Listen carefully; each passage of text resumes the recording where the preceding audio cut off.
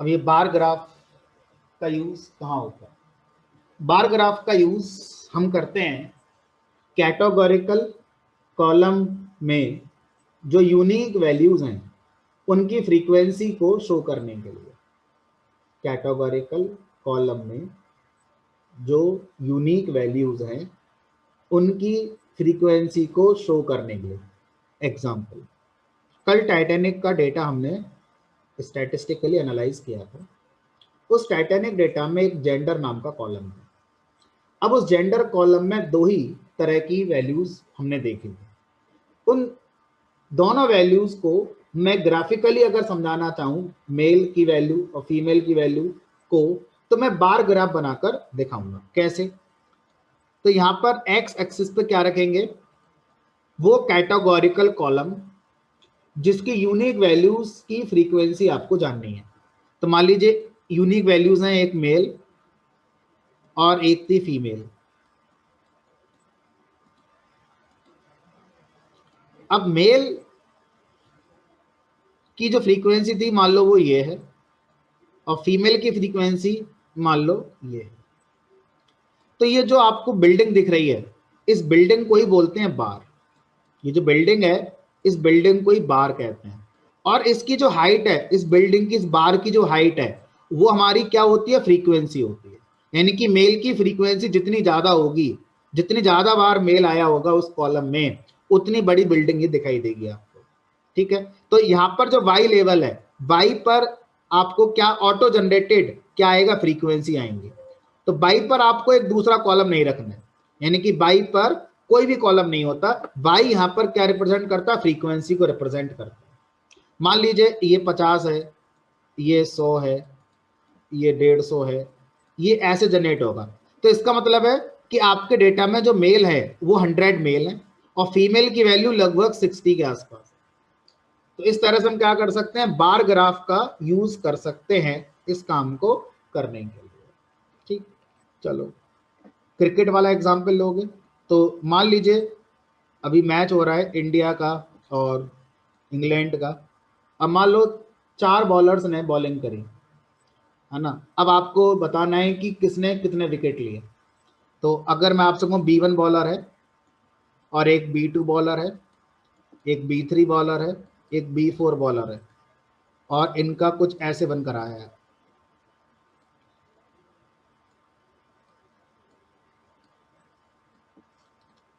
तो इससे आप क्या समझ पाएंगे? फ्रीक्वेंसी छोड़ो, इससे समझ क्या पाएंगे? इसका मतलब क्या है? इसका मतलब सबसे ज्यादा विकेट किसने लिए हैं? B2 ने लिए हैं।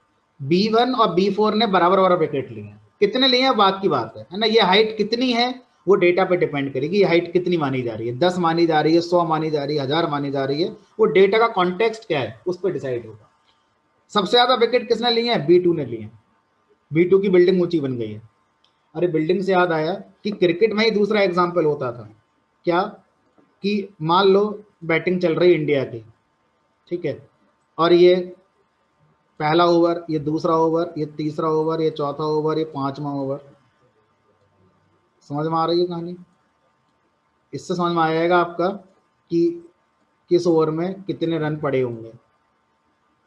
सबसे महंगा ओवर दूसरा और चौथा लग रहा है मुझे यहाँ पर, उससे ज़्यादा महंगा पांचवा ओवर। तो यहाँ पर आपको इस तरह से चीज़ों को समझ सकते हैं। फिलहाल आगे बढ़ते हैं, एक डेटा सेट लोड करते हैं। मान लो टाइटैनिक वाली डेटा मैं लोड कर लेता हूँ। इंपोर्ट ऑलरेडी है, df equal to pd dot read underscore csv data set analysis Titanic dot csv। अब इसमें ये मेरा जेंडर कॉलम है। अब इस जेंडर कॉलम के बारे में मुझे बताइए क्या है ये जेंडर कॉलम। तो हमने यहाँ लिखा, सबसे पहले तो ये पता करो कि जेंडर कॉलम में df dot gender dot unique, male और फीमेल। फिर लिखो df dot gender dot value counts. Male हैं 577 और फीमेल हैं 314। अब मुझे इसका बार ग्राफ बनाना है, तो आप लिखेंगे PLT डॉट बार ग्राफ बनाने का जो फंक्शन है उसका नाम है बार, BAR। बार फंक्शन क्या करता है? बार ग्राफ बनाने वाला काम। और यहां पर क्या लिखेंगे हम?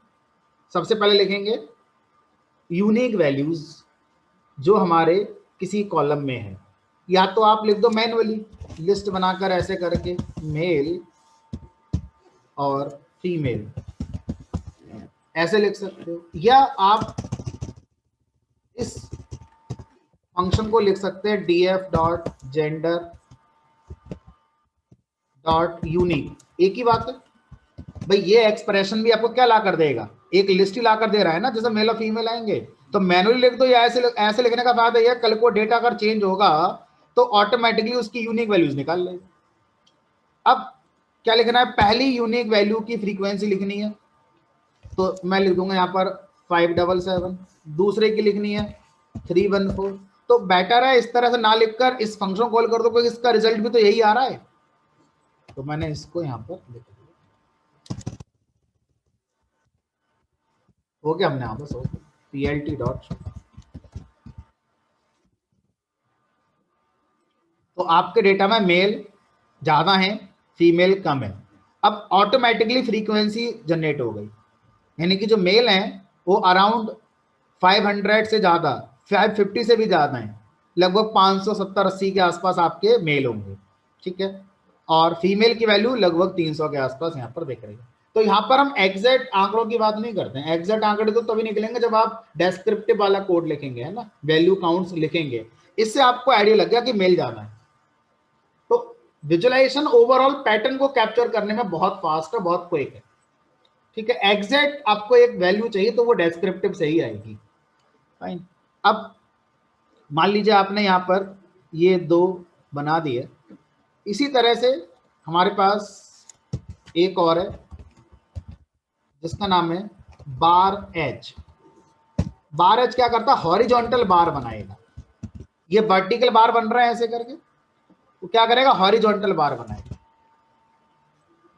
ऐसे करके। तो कभी स्पेस ज्यादा कम जैसा है वो सब, जैसे मोबाइल के अंदर होता नहीं है, पोर्ट्रेट मोड होता है, लैंडस्केप मोड होता है, उसी तरह से आप इसको समझ लो। बाय डिफॉल्ट जो बार फंक्शन है वो वर्टिकली आपका क्या करेगा? जो बार्स हैं उनको बनाएगा, और बार एच हॉरिजॉन्टली बनाएगा।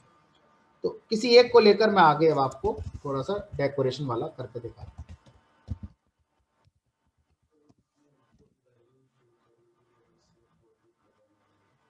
हाँ, अगर हम यहाँ ये भी चाहते हैं यहाँ दिखे, तो वही जो हमने यहाँ पे यूज करा था ये वाला कॉन्सेप्ट, ये यूज करेंगे टेक्स्ट। तो यार लूप की जरूरत पड़ भी सकती है, नहीं पड़ सकती, लेकिन इंटरनल फंक्शन चलेगा वो यही चलेगा। अब इस फंक्शन में एक्स और वाई की वैल्यू आपको कंट्रोल करनी होगी, यहाँ कंट्रोल करनी होगी। मान लीजिए मैं करके दिखाता हूँ मैनुअली कैसे करेंगे। तो मान लीजिए मैं चाहता हूँ ये लिख जाए, तो यहाँ लिखेंगे PLT डॉट टेक्स्ट, क्योंकि थोड़ा सा अलग होगा। अब यहाँ पर हम क्या लिखते हैं?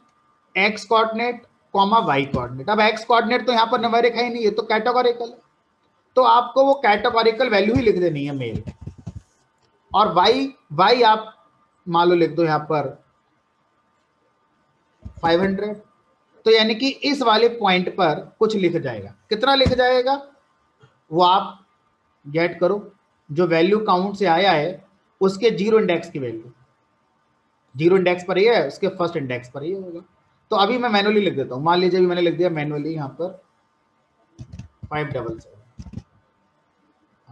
अब इसको आप एकदम इसके टॉप पे लिखना चाहते हो, तो जो ये वैल्यू है वह यहाँ लिख दो, तो देखने वाले को एकदम इसके टॉप पर लगेगी। तो आपको ये थोड़ा डेकोरेशन वगैरह बनाकर और ये अपने अकॉर्डिंग आप इसको सेट करेंगे। अगर इसको मैं कोडिंग के थ्रू करना चाहूँ तो कोडिंग के थ्रू क्या करोगे? df dot generate value counts of zero, क्योंकि ये वैल्यू जो आ रही है वो ये वाली है ना। तो आप क्या करेंगे? इस कोड को यहाँ लिखेंगे और ये जीरो इंडेक्स की वैल्यू को गेट करेंगे, ठीक। चलो, तो आप कर लेना ऐसे ही, नीचे इसके लिए भी हम कर सकते हैं। अब मान लीजिए मुझे ये जो बार बनकर आ रहे हैं, इस बार का बॉर्डर बनाना है, तो यहाँ पर एक आर्गुमेंट होगा एच कलर, मान लो ये। अब आप चाहते हैं दोनों बार जो बनकर आए हैं इनका कलर अलग अलग हो जाए, दोनों कलर सेम ना होकर अलग अलग हो जाए, तो यहाँ पर एक कलर नाम का आर्गुमेंट होगा, जिसकी वैल्यू आप जो कर देंगे वो हो जाएगा। मान लो मेल को मैंने ब्लू कलर दे दिया, लिस्ट बनाकर लिखेंगे, और इसको मान लीजिए मैंने रेड दे दिया।